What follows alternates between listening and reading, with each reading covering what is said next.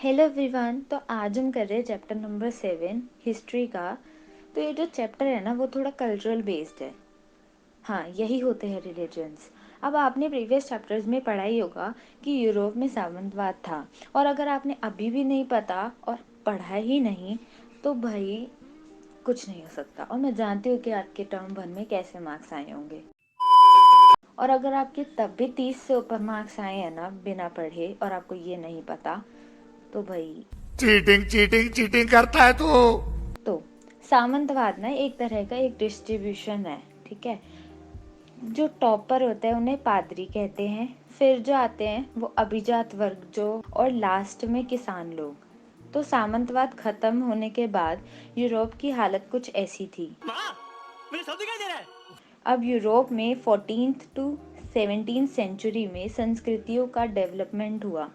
और आप ये जो प्रिंटेड मोटी सी हिस्ट्री की बुक है ना, ये जो पढ़ रहे हो, वैसी ही तब भी थी। मेरे कहने का मतलब ये है कि जर्मनी के रहने वाले जोहनस गुटेनबर्ग ने सबसे पहले प्रिंटिंग का आविष्कार किया था। उसने सबसे पहले 150 कॉपीज बाइबल की छापी थी। इसके बाद अब जो टाउन पीपल थे ना, जो नगरों के लोग थे, वो अपने आप को विलेजर्स, गांव वासियों से ज़्यादा अच्छा और सभ्य मानते थे। वो कहते थे कि हम इनसे ज़्यादा सभ्य हैं और हमें इनसे ज़्यादा नॉलेज है और हम इनसे ज़्यादा सिविलाइज्ड हैं, ठीक है।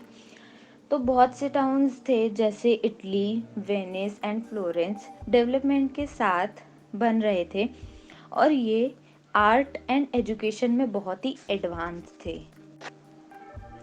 तो अब जो चर्च थे ना, तो उनका पहले मानना था कि जो हमारी अर्थ है ना वो सोलर सिस्टम के बीचों बीच है। म्यूजिक।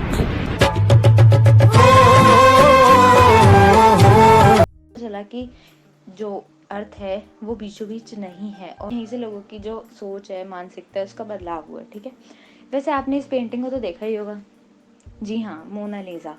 ये पेंटिंग बनाई है लियोनार्डो दा विंसी ने, जो कि एक बहुत ही बड़े आर्टिस्ट और साइंटिस्ट थे। वो उनको ना मैथमेटिक्स में भी बहुत इंटरेस्ट था। इन्होंने एक पेंटिंग और बनाई थी, लास्ट सपर, जो कि बेहद खूबसूरती के साथ बनाई गई थी। और आप उस पेंटिंग का जिक्र इस पाठ में भी आगे पढ़ोगे, ठीक है। और यहाँ ना एक और मानना मतलब मानते थे ये लोग कि जो मेडिटेरियन सी है, जो भूमध्य सागर है, वो अर्थ के बीचों बीच है। फिर जब ये प्रूव हो गया कि अर्थ जो है ओवल है, फ्लैट नहीं है, तो ये सोच भी परिवर्तित हो गई। तो ये जो अंधविश्वास था, जो मिथ्स थे और जो सोच थी उनकी, वो बदली।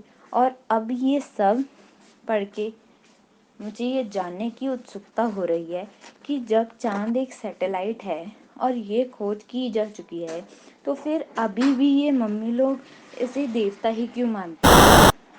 आपको पता चल गया होगा कि मैं बात कर रही हूँ करवा चौथ की, जो कि वो उसे देवता मानकर पूजा करती हैं। खैर, हम तो इंडियंस हैं और हम तो अपनी देश को भी हमने हमने माता माना है। हम कहते हैं ना भारत माता, और हम अपनी देश की पवित्र नदियों को भी माता के नाम से कहते हैं। तो इस देश प्रेम की भावना के साथ इस चैप्टर का इंट्रो यहीं ख़त्म होता है।